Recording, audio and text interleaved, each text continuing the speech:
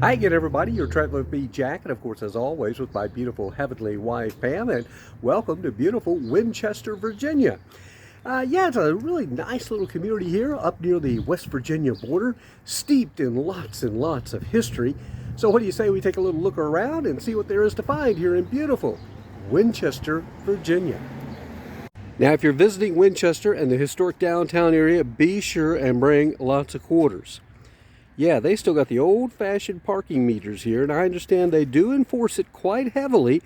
And then there are also some pay machines or an app or something like that that you can use as well. But you can see, despite having to pay a little bit to park, it is absolutely beautiful as we're making our way down through the historic downtown. There you can see a beautiful historic home there off in the distance, and then you go through here and you can see more just beautiful historic looking buildings here. Again, this is in the downtown area. Over here, this is the Christ Episcopal Church.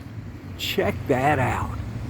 Let's walk over here and we'll check out the plaque and see how long it's been around. And I guarantee you it's been a long time and it's still an active church. It says the first church was built in 1752 and the current one built in 1829.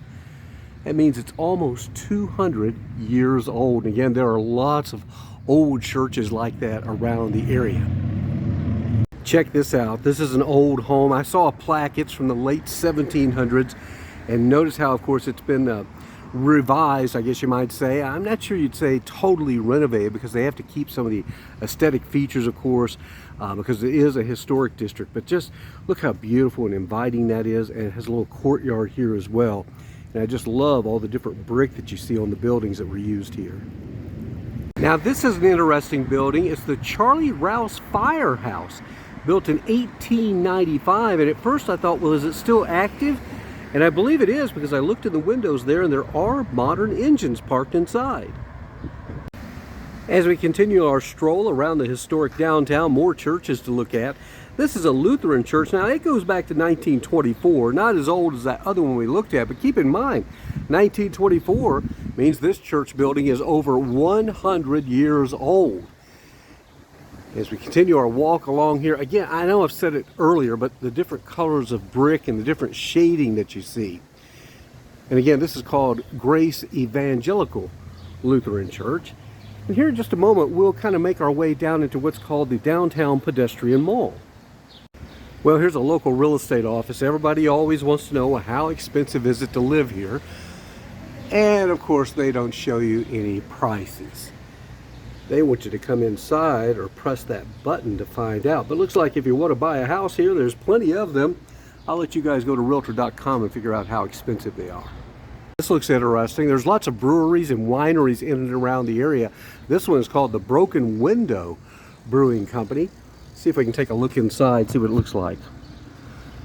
Looks old and historic, but I don't see anything going on in there. They appear to be closed today. So we'll continue on down the street here. Okay, so now we're approaching the Downtown Pedestrian Mall area. Looks like we can go to the left or to the right. And the one thing, of course, that every downtown area is never short on is going to be restaurants. And you can see lots of outdoor dining here.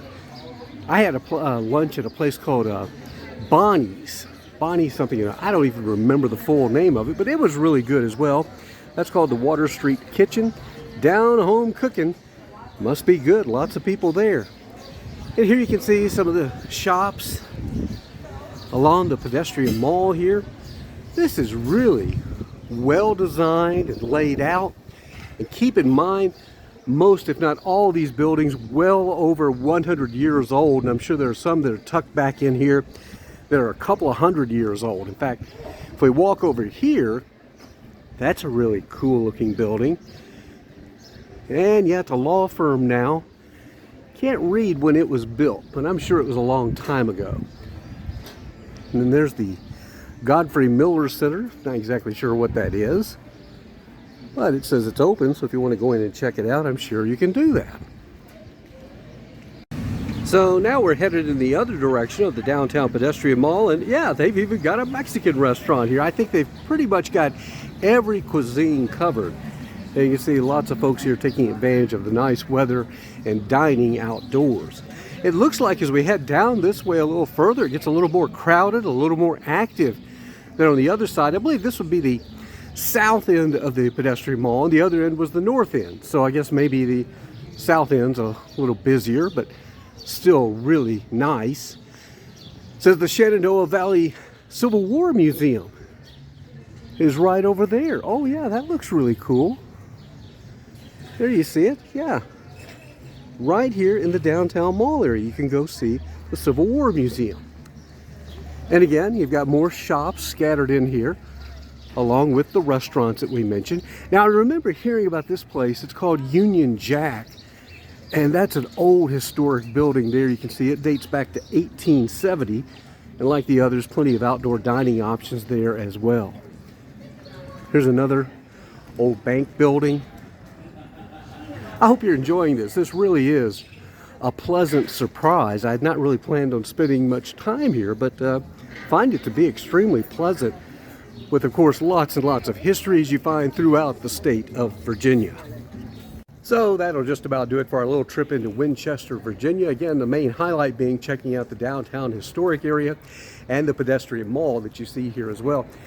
By taking account here all the shops that they have, I'd say it's about 90% filled. I didn't see a lot of empty places. So again, lots of choices for things to see and do here in the downtown pedestrian mall. Hey, keep subscribing to our channel. That, of course, is Traveling with Jack and Pam. I also invite you to check out the podcast, Love Letters to Pam. Until we see you next time, as we always say, make it a great day, better yet, a better tomorrow. And bye now from beautiful Winchester, Virginia.